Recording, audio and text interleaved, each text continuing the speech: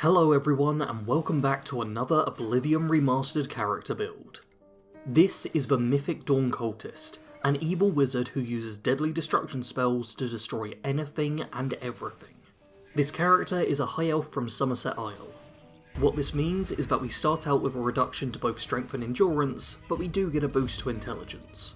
On top of this, being a high elf does mean we get a huge 100 point boost to our base magicka, allowing us to cast plenty of spells right away.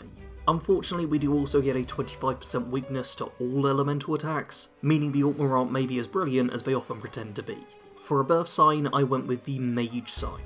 This will give us an extra 50 points to our magicka reserves, ensuring we have the maximum spellcasting capabilities it's possible to get.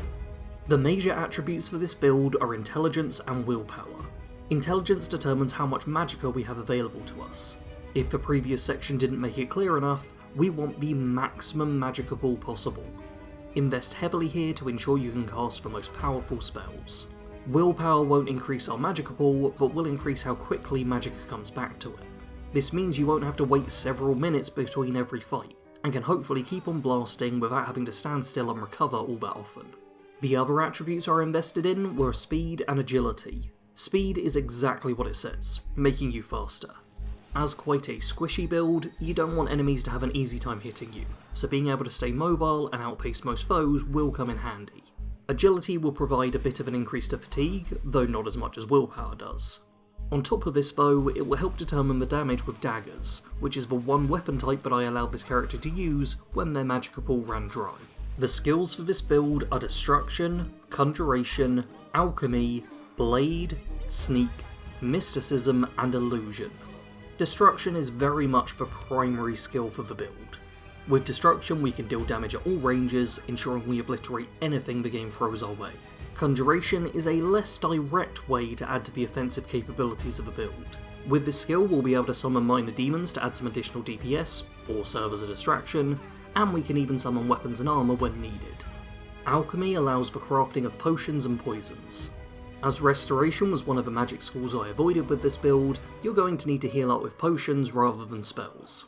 There are plenty of other great effects you can get from crafting your own potions, so this is always a good skill to grab if you know what you're doing.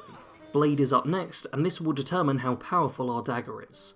Now obviously destruction spells are the main way we deal damage, but I also wanted a way to dish out some pain even if we run out of magicka.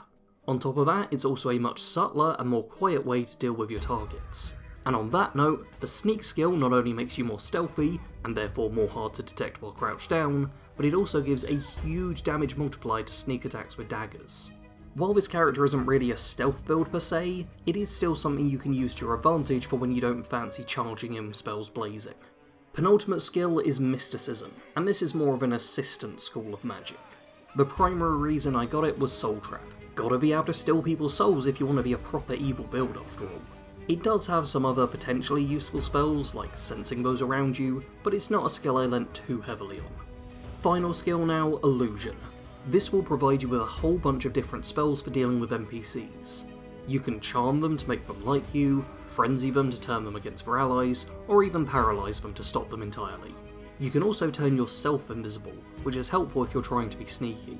There's a ton of great spells in this school of magic, though truthfully I didn't use them all that often, as I typically focused on taking a more direct approach. Despite being a destruction mage, this character does still wield a weapon, namely the Blade of Woe. This unique dagger is acquired by joining the Dark Brotherhood, and it starts out as just a decent strength blade weapon with 0 carry weight as it's a quest item. Help out the Dark Brotherhood for long enough and it will become a bit heavier, but also be enchanted with effects to damage and demoralise anyone you strike with it, which is a pretty good trade-off. I was only using the unupgraded version in the footage you're seeing, but it still served me plenty well enough. For apparel, you will of course want to wear the Mythic Dawn robes and hood. The great thing about these is that you can pick them up right at the start of the game, and not have to worry about any lengthy hunting to get the right look underway. These are both pieces of clothing, so you don't get any armour from wearing them, but you should be able to sneak reasonably well, and they will keep your spells at maximum power when casting. The real key thing to do with these items is to enchant them. I went with Fortify Magicka, which is a simple but powerful way to boost any spellcaster. On top of this, make sure to get yourself a pair of rings and a necklace and enchant those the same way too. For me, this meant I was getting a 120 point boost to my magicka from wearing these items, which is a pretty serious upgrade. The main faction which works well with this character is the Dark Brotherhood. Not only will they supply you with your physical weapon, but they're also basically the one proper evil faction you can side with. Any evil character will want to sign up with them, which is half the reason I added Blade and Sneak to the major skills. Those two are perfect for a lot of Dark Brotherhood quests, but keep in mind that you can also blast your way through basically every assassination contract if you so wish. Beyond the Dark Brotherhood, you may also want to sign up with the Mages Guild. They're not as good a thematic fit for the character, but they will provide you with access to a lot of different spells, and are one of only a few ways to be able to enchant your equipment. If you want to make life a little easier for yourself, then join the mages at the start of the game, power through the early missions for some rewards and access to what you need, and then feel free to leave them behind once you've got everything you're after. One faction you absolutely must not join are the Blades, i.e. the main questline. You're playing as the Mythic Dawn Cultist. You love the Mythic Dawn, so the last thing you want to do is fight against them at every turn. Keep the Amulet of Kings hidden forever, and presumably all their future plans will come to pass. This build is a Glass Cannon Destruction Mage. You have the potential to one-shot almost anything in the game, but it also works the other way around. You'll need to use either stealth or speed to avoid dying. Either dodge out the way of attacks, or remain hidden so the attack never occurs. In order to get the most out of destruction magic, I would highly recommend crafting your own spells. While there are plenty of great pre-made spells out there for you to use, they'll never quite be able to stand up to what combinations you can craft yourself. I personally had a trio of destruction spells I could rely on. The first was Soul Shock. This is a touch range spell which instantly does 50 points of shock damage, and soul traps whoever you hit with it. The fact it's close range makes it relatively cheap, and it was how I made sure to fill up soul gems as I played. It does require you to get in close, which isn't always ideal, so I also had a couple of range spells. Cheap Shot is a small amount of both fire and shock damage at range. It was only a total of 10 points of damage on hit, but that's also how much magicka it cost. Keep in mind that you will have hundreds of magicka to draw from, and this spell can be cast dozens of times without worry. If I wanted to deal with something much faster, and have the magicka to cast it, I could instead switch to Elemental Blast. This will deal fire, frost and shock damage, ensuring it's effective against everything in the game. 45 points of damage may not sound like a crazy amount, but it's about double the base damage of some of the strongest weapons in the game, and 10 times what our physical weapon deals. It's not just destruction spells you have to rely on though. I also like to mix in a bit of conjuration, mainly by Summon Scamp or giving myself Daedric Gear. The Scamp may not be a particularly powerful summon, but it's cheap and can attack both up close and from afar. It's mostly good as a distraction piece, but can provide a little extra DPS. For conjured items, I crafted another custom spell which would summon a full suit of armour, sans boots, and a bound dagger to keep somewhat on theme.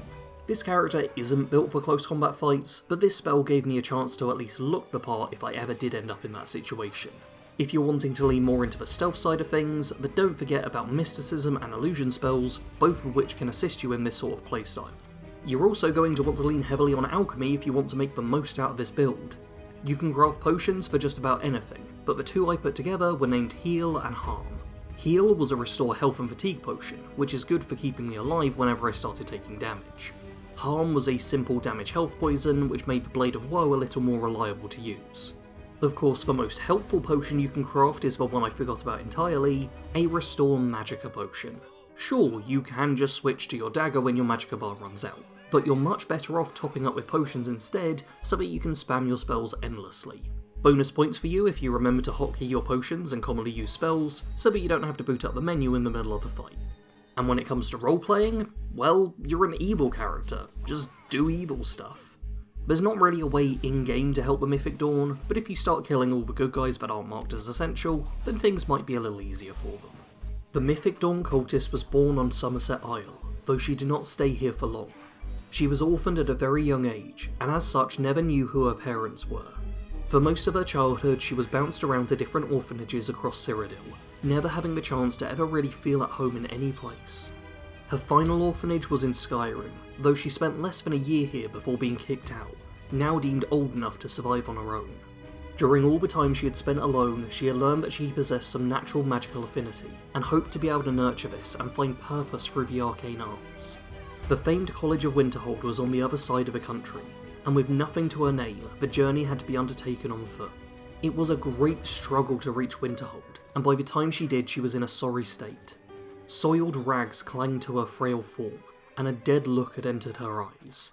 By the time she presented herself to the college, she was in such a weakened state that her spells were much reduced, and where before she had been able to summon vibrant flames, now she could barely conjure the most basic of sparks.